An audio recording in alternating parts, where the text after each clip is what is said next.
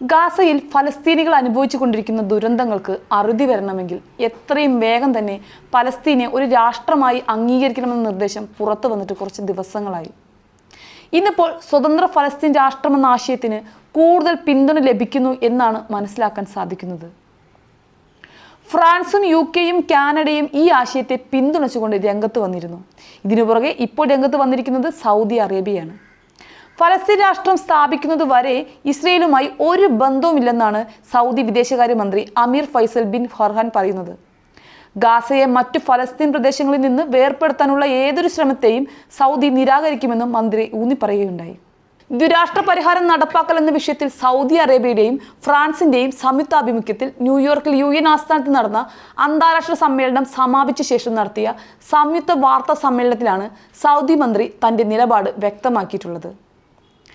എല്ലാ ബന്ദികളെയും മോചിപ്പിക്കുക, ഇസ്രയേൽ സൈന്യത്തെ പിൻവലിക്കുക, മാനുഷിക സഹായങ്ങൾക്ക് അനിയന്ത്രിതമായ പ്രവേശനം ഉറപ്പാക്കുക എന്നിവയുൾപ്പെടെ വെടിനിർത്തൽ കരാർ വീണ്ടും സജീവമാക്കുന്നതിനുള്ള ഈജിപ്ത്, ഖത്തർ, അമേരിക്ക എന്നീ രാജ്യങ്ങൾ നടത്തുന്ന ശ്രമങ്ങളെ സൗദി അറേബ്യ പൂർണ്ണമായി പിന്തുണയ്ക്കുന്നുവെന്നും അദ്ദേഹം പറയുകയുണ്ടായി. എല്ലാവരും സുരക്ഷ ആസ്വദിക്കുകയും സഹകരണത്തിനും സംയോജനത്തിനും പങ്കിട്ട അഭിവൃദ്ധിക്കും വഴികൾ തുറക്കുകയും ചെയ്യുന്ന സമഗ്രമായ പ്രാദേശിക സമാധാനം കൈവരിക്കുന്നതിനുള്ള അടിസ്ഥാന കവാടമാണ് ഇസ്രയേലും ഫലസ്തീനും തമ്മിലുള്ള സമാധാനം. സംഘർഷം അവസാനിപ്പിക്കാനും ഒരു ഫലസ്തീൻ രാഷ്ട്രം സ്ഥാപിക്കാനും മേഖലയിലെ എല്ലാ ജനങ്ങളുടെയും പരമാധികാരവും സുരക്ഷയും സംരക്ഷിക്കുന്ന നീതിയുക്തവും സമഗ്രവുമായ സമാധാനം കൈവരിക്കാനുമുള്ള സമയമാണിതെന്നും വിദേശകാര്യമന്ത്രി പറയുന്നുണ്ട്. ഫലസ്തീൻ രാഷ്ട്രത്തെ അംഗീകരിക്കാൻ നിരവധി രാജ്യങ്ങൾ ആഗ്രഹിക്കുകയും പരസ്യമായി പ്രഖ്യാപിച്ച് മുന്നോട്ട് വരികയും ചെയ്യുന്നത് ആഹ്ലാദകരമാണ്. ഒരു സ്വതന്ത്ര രാഷ്ട്രം സ്ഥാപിക്കുക എന്നത് ഫലസ്തീൻ ജനതയുടെ നിയമാനുസൃത അവകാശമാണെന്ന കാര്യത്തിൽ സംശയമില്ല. ഐക്യരാഷ്ട്രസഭയുടെ പ്രമേയങ്ങൾ, അറബ് സമാധാന സംരംഭങ്ങൾ, സമാധാനത്തിനായുള്ള ഭൂമി എന്ന തത്വം എന്നിവയുടെ അടിസ്ഥാനങ്ങളിൽ ഫലസ്തീനിലെ നീണ്ടു നിൽക്കുന്ന സംഘർഷം അവസാനിപ്പിക്കുന്നതിന് ദ്വിരാഷ്ട്ര പരിഹാരം ഫലപ്രദമായി നടപ്പാക്കേണ്ടതുണ്ടെന്ന വിശാലമായ അന്താരാഷ്ട്ര ധാരണയാണ് ദ്വിരാഷ്ട്ര പരിഹാര സമ്മേളനം പ്രതിഫലിപ്പിക്കുന്നതെന്ന് അദ്ദേഹം കൂട്ടിച്ചേർക്കുന്നുണ്ട്.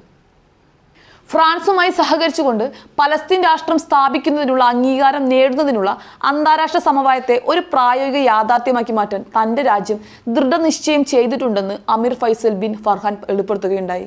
സംഘർഷം അവസാനിപ്പിക്കാനും ഒരു ഫലസ്തീൻ രാഷ്ട്രം സ്ഥാപിക്കാനും മേഖലയിലെ എല്ലാ ജനങ്ങളുടെയും പരമാധികാരവും സുരക്ഷയും സംരക്ഷിക്കുന്ന നീതിയുക്തവും സമഗ്രവുമായ സമാധാനം കൈവരിക്കാനുമുള്ള ആവശ്യകത മന്ത്രി ഊന്നിപ്പറയുകയുണ്ടായി.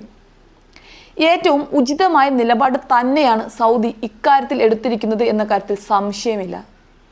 ഫലസ്തീനികൾ ഇപ്പോൾ അനുഭവിക്കുന്ന കാര്യങ്ങൾ കാണുമ്പോൾ മനസ്സലിയത്തവർ മനുഷ്യരല്ല എന്ന് വേണം പറയാൻ. ഇത്രയും രാജ്യങ്ങൾ ഒരുമിച്ച് നിന്നിട്ടും തൻ്റെ നിലപാടിൽ മാറ്റമില്ലാത്ത നെതന്യാഹു ആ സ്ഥാനം വഹിക്കാൻ യോഗ്യതയില്ലാത്ത ആളാണ് എന്ന് പറഞ്ഞാൽ പോലും തെറ്റു പറയാൻ പറ്റില്ല.